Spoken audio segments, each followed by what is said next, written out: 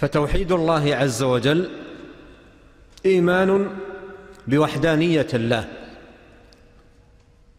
في ربوبيته وألوهيته وأسمائه وصفاته، وإخلاص الدين له تبارك وتعالى.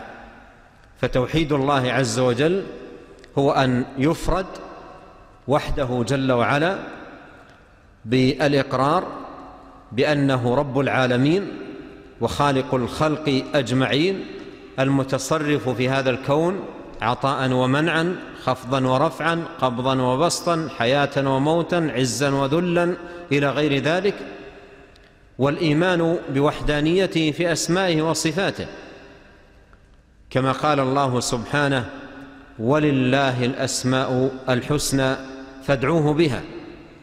فيفرد بأسماء الحسنى وصفاته العليا، ويؤمن بكل ما جاء في كتابه وسنة نبيه صلى الله عليه وسلم من الأسماء والصفات، إيمانا لا تحريف فيه ولا تعطيل ولا تكييف فيه ولا تمثيل، وإمرارا لنصوص الصفات كما جاءت، والإقرار بها كما وردت. والإيمان بأنه سبحانه وتعالى المعبود بحق ولا معبود بحق سواه، وأن يفرد وحده تبارك وتعالى بالعبادة، وأن يخلص الدين له. وهذا هو معنى لا إله إلا الله، وهي كلمة التوحيد. فلا توحيد إلا بلا إله إلا الله.